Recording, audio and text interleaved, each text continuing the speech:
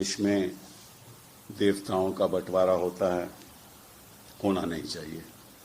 इस देश में संतों का बंटवारा होता है, होना नहीं चाहिए। ये एक बहुधर्म देश है।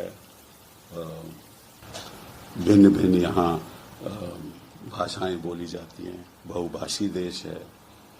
और वाल्मीकि जी जिन्होंने रामायण लिखी थी, तो सारे हिंदुओं को वाल्मीकि दिवस मनाना चाहिए।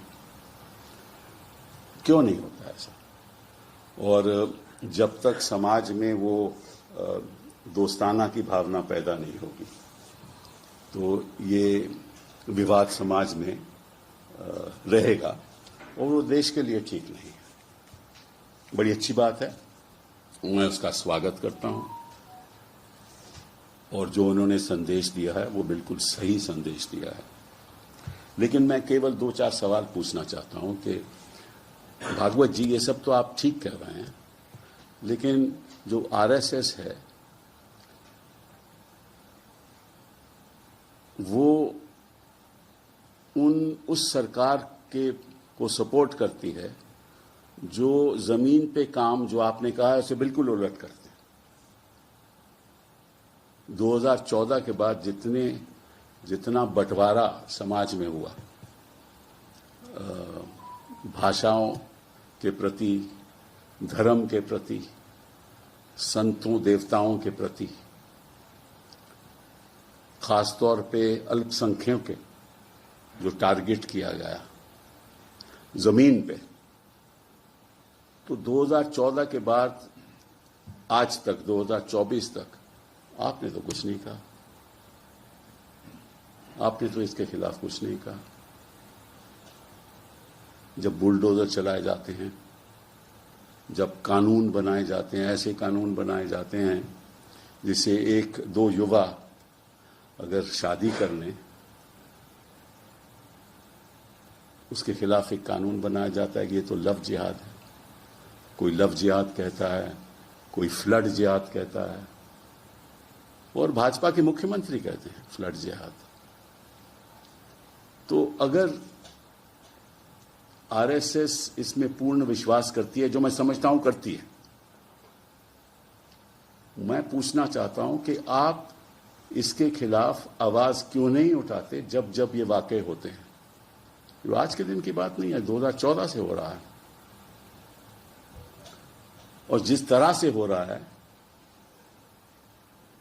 मैं समझता हूं कि कुछ हद तक ऐसे देश के नागरिक इस देश में रह रहे हैं, वो सोचते हैं कि हम एक्चुअली, हमारी जो नागरिकता है उस पर भी शक है। कोई कहता है कि आप पाकिस्तान चले जाओ, रोज के रोज क्रिश्चियंस के खिलाफ हमले हो रहे हैं। तो एक तरफ तो आप कहते हो कि सब धर्म के जो भी सेलिब्रेशंस हैं मनाने चाहिए, चाहे वो ईद हो, चाहे वो गणेश चतुर्थी हो, चाहे वो दुर्गा पूजा हो, चाहे वो क्रिसमस हो, चाहे वो पोंगल हो, चाहे सिख फेस्टिवल्स हो। एक तरफ तो कहते हैं सबको इकट्ठा होकर मनाना चाहिए, और जब मनाने का टाइम आता है तो विवाद पैदा हो जाता है। और जो धर्म संसद के लोग, जो विवादित बयान, ऐसे विवादित बयान जो मैं बयान नहीं कर सकता आपके सामने, आपने कभी आवाज उठाई? ऐसी सरकार जो विवादों के आधार पर सरकार चला रही है, विवादों के आधार पर जो राजनीति चला रही है, विवादों के आधार पर जो चुनाव जीतती है, उस सरकार को तो आप पक्षधर हैं। क्या पक्षधर हो? उस सरकार से तो आपको फायदा होता है। वो सरकार और जो इलेक्टोरल बॉन्ड्स के द्वारा आपकी बिल्डिंग्स बनती हैं, उनके अपने बड़े बड़े 5 स्टार दफ्तर बनते हैं। झंडे वाले में क्या शानदार जगह बनी है, हमें उससे कोई इतराज नहीं। लेकिन एक तरफ तो आप उनके पक्ष में रहते हो, चुनाव आता है तो सभी आरएसएस काम करती है, और दूसरी तरफ आप बयान देते हो विजयदशमी के अवसर पर। तो मैं समझता हूं कि जो आपने कहा है बिल्कुल ठीक है। हर पार्टी को, हर राजनीतिक दल को इसी भावना के साथ दोस्ताना करना चाहिए। लेकिन क्या करती है? मैं किसी एक दल की बात नहीं कर रहा, मैं किसी एक दल को टारगेट भी नहीं कर रहा, लेकिन आप जानते हो, मैं जानता हूं, यहां के पत्रकार जो बैठे हुए हैं वो जानते हैं, देश की जनता जानती है कि असलियत क्या है। मुझे कहने की भी जरूरत नहीं। एक आपके सामने मैं मुद्दा रखना चाहता हूं, वो ये है कि सरकार का जो प्रथम कर्तव्य है, मैं समझता हूं दो हैं।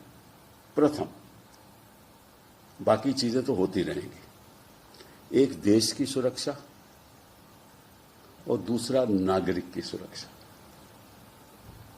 जो सरकार देश की सुरक्षा नहीं कर पाती और आम नागरिक की सुरक्षा नहीं कर पाती, उसका कोई हक नहीं कि सरकार में वो रहे। बड़ी बड़ी बातें हमारे प्रधानमंत्री जी बाहर जाकर करते हैं, और जब ये सत्ता में नहीं थे, जब वे गुजरात के चीफ मिनिस्टर थे, तो लाल आंख की बात करते थे कि हम चीन को लाल आंख क्यों नहीं दिखाते। अभी तो चुप हैं, अभी तो कभी बयान ही नहीं देते, और बयान देते हैं, कहते हैं कि कोई भी जमीन हमारी चीन के हाथ में नहीं है। हालांकि इनके ही भाजपा के ही सुब्रमण्यम स्वामी क्या कहते हैं, आप भी जानते हो, मैं भी जानता हूं। तो आप अगर देश की पूर्ण तरीके से सुरक्षा नहीं कर सकते, उसको छोड़िए आप, क्योंकि देश की सुरक्षा हमारे देश की जनता करेगी, आप क्या करोगे? देश की सुरक्षा हमारे सैनिक करेंगे, आप क्या करोगे? देश की सुरक्षा हमारे बहु समाज के दोष रक्षा करेंगे, चाहे वो अल्पसंख्यक हो, चाहे वो मेजॉरिटी के हो, हम करेंगे। आप लोग तो कहते थे कि हाँ, अगर आरएसएस को ये एक मौका मिले कि वो जाके सरहद पर जाकर सुरक्षा करें, तो वो भी तैयार है। ये भावना भी मैं पसंद करता हूं, लेकिन असलियत क्या है आप जानते हो। और दूसरी बात, जो नागरिक की सुरक्षा है, मैं समझता हूं कि इस देश के खास तौर पे अल्पसंख्यक नागरिक, खास तौर पे वाल्मीकि लोग भी, वो डर के रह रहे हैं, भय के साथ जिंदगी गुजार रहे हैं, कहीं कल उनके यहां कोई आ ना जाए। इलेक्शन के वक्त, चुनाव के वक्त वोट नहीं देने देते, और शासन और प्रशासन सत्ता, जहां से जो सत्ता में बैठे हुए हैं प्रदेशों में, उसके साथ जो सत्ता में बैठा हुआ है वही काम पुलिस करती है। आप जानते हो कैसे भय फैलाया जा रहा है। अभी देखो महाराष्ट्र में हत्या हुई ना आज ही, एक पूर्व मंत्री की हत्या, एनसीपी के थे वो, सिद्दीकी साहब, मुझे खुलेआम हत्या हो रही है। और ऐसे ऐसे विवादित बयान आपके चीफ मिनिस्टर ऑफ असम देते हैं, मैं तो हैरान हूं कि आप लोग कुछ कहते नहीं हो। लेकिन फिर भी मैं इस भावना का स्वागत करता हूं, और अगर ये सही है, ये सोच आपकी सच में सही है, तो आपको आरएसएस को कुछ कठोर कदम उठाने चाहिए। सर, नागरिक सुरक्षा का जो आपने सवाल उठाया, क्या वो बाबा सिद्दीकी को लेकर है, क्योंकि उनकी हत्या होती है? नहीं, बाबा सिद्दीकी का तो एक उदाहरण है भैया। नागरिक सुरक्षा के तो महिलाओं की सुरक्षा की भी बात होती है, आम आदमी की सुरक्षा की बात होती है, मतलब कि ये जो एनकाउंटर होते हैं उनकी बात होती है, और ये जो अल्पसंख्यकों के खिलाफ जो हो रहा है उनकी बात होती है, बुलडोजर की बात होती है। जो ट्रेन में बैठा हुआ है, किसी को शक हो जाए कि गाय का मीट है, तो उसको मारा पीटा जाता है। तो ये सुरक्षा की केवल एक शख्स के बारे में नहीं है। तो मोहन भागवत के जिस बयान का आप समर्थन करते हैं, और आपने कहा कि मैं उम्मीद करता हूं कि वो इस चीज में बिलीव करते हैं, लेकिन जो बात वो कह रहे हैं, क्या आपको लगता है कि उनकी बात और सरकार का जो एक्ट है, दोनों के बीच डिफरेंसेज है? डिफरेंसेज ही नहीं, कोई मेल जोल की बात ही नहीं है। आइडियोलॉजिकल डिफरेंसेज है सरकार और संघ के बीच। मैं तो समझता हूं कि कई संघ के लोग आज भी इनसे बड़े नाराज हैं, इन लोगों के साथ नाराज हैं जो आज सत्ता में बैठे हुए हैं। ये नहीं चाहते कुछ संघ, लेकिन फिर भी इनको ये ये क्या करें, बरसों से उनका साथ देते आ रहे हैं, और फिर सत्ता बिना इनकी भी प्रॉब्लम है। एक सवाल सर और एजुकेशन पे अपनी बात कहते हैं, एनसीपीसीआर ने पिछले 9 साल देखिए, आज मैं आज प्रेस कॉन्फ्रेंस कर रहा हूँ या माइनॉरिटी से जुड़ा है सवाल, उन्होंने ठीक है जुड़ा होगा, लेकिन आज की बात केवल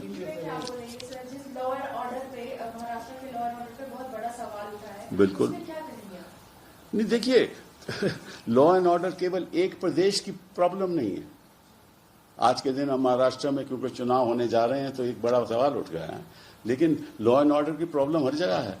उत्तर प्रदेश में है, मध्य प्रदेश में है, राजस्थान में है, उत्तरांचल में है, ज्यादातर इन्हीं जगह पे है। हाँ? सर, हरियाणा इलेक्शन रिजल्ट के बाद ईवीएम पे आप कुछ कहना चाहेंगे? क्योंकि संजय राउत ने कहा है कि 9 बजे तक 72 सीटों पे चुनाव आयोग की वेबसाइट पे कांग्रेस जीत रही है, दोपहर होते होते। देखिए, जो सवाल कांग्रेस पार्टी ने उठाए हैं ईवीएम के प्रति, वो कांग्रेस पार्टी उसका सबूत चुनाव आयोग को दे रही है।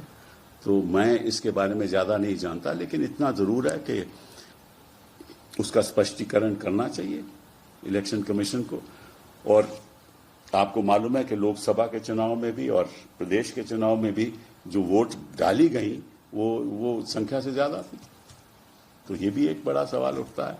मैं समझता हूं कि हाँ, ईवीएम की जरूर दुरुपयोग जरूर होता है। कितने हद तक होता है इसके बारे में मैं नहीं कह सकता, क्योंकि मुझे ज्यादा जानकारी नहीं है, लेकिन जरूर होता है, मैं मानता हूं। और मैं तो शुरुआत से इसके खिलाफ हूं। आपको मालूम है कि मैंने कई बयान भी दिए हैं कि जो चीज ओपेक तरीके से हो उसको कभी स्वीकार करना ही नहीं चाहिए। एक आइडियोलॉजी के आधार पे जिस चीज को हम देख नहीं सकते उसको हम बिलीव कैसे करें? ठीक है ना। ये तो एक छोटा सा सवाल आम आदमी का है कि मैं आपकी शक्ल पहचान नहीं सकता, मैं नहीं जानता कि आप कौन हो। आप मुझे बताते हो मैं ये हूं, लेकिन मुझे मालूम नहीं कि मैं देख नहीं सकता, तो मैं कह सकता हूं मैं कैसे मानूं जब तक मैं आपको देखूंगा नहीं। वही बात मशीन की होती है। जब तक मैं देखूंगा नहीं कि मेरा वोट गिना है कि नहीं उस प्रत्याशी के प्रति जिसमें मैंने वोट डाला है, वो मशीन से वैसे कैसे मानूंगा कि वो मेरा वोट जरूर गिना होगा? मैं नहीं मानता। ये मेरा एक मतलब कि एक नीति के आधार पे मेरा विरोध है। मैं ये नहीं कहता कि यहां क्या हुआ वहां क्या हुआ, नीति के आधार पे ये बिल्कुल गलत है।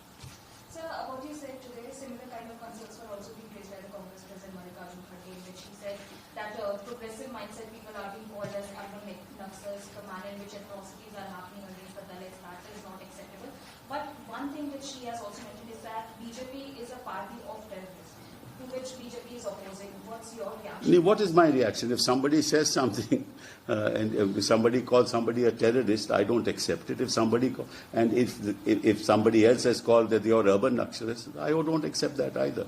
Because this kind of language should not be, should not be the kind of dialogue that should happen in this country. And I don't think it's proper. But be that as it may, I am nobody to pass judgment on anybody else. Right? I would not use it. That's all that I would say. I would neither say urban Naxals nor would I say terrorists. The terrorists are enemies of the state. Terrorists are enemies of our citizens. Terrorists are those who destroy the equanimity that exists in society. We ideologically are against terrorism, and I don't think there's an exception to it. But terrorism is now used as an instrument to get votes, which I am totally against. Bhagavat साहब मोहन भागवत के जिस संबोधन का आपने जिक्र किया, उसका दूसरा पहलू ये भी था जो उन्होंने कहा कुछ लोग विदेश की धरती पर बैठ के डीप स्टेट को बढ़ावा देते हैं। यहाँ उन्होंने बांग्लादेश का जिक्र किया। क्या बांग्लादेश का जब वो जिक्र करते हैं कि सरकार को हिंदुओं की सुरक्षा वहां सुनिश्चित करनी चाहिए, तो क्या बिल्कुल सुरक्षित करनी चाहिए। जैसे हमें अल्पसंख्यकों की यहाँ सुरक्षा रखनी चाहिए, वहां हिंदुओं की सुरक्षा होनी चाहिए। क्यों नहीं होनी चाहिए? मैं मानता हूं इस बात को। तो कोई डीप स्टेट जैसा है थोड़ी इंडिया में जिसका वो जिक्र कर रहे हैं कि लोगों को सिखाने की कोशिश की जा रही है, लोग सरकार के खिलाफ आ जाए, सड़कों पे आ जाए, सिस्टम के खिलाफ हो जाए। नहीं, ऐसा बात यह है कि बांग्लादेश में क्या हुआ? क्या कोई डीप स्टेट का नतीजा था? डीप स्टेट का नतीजा था बांग्लादेश में।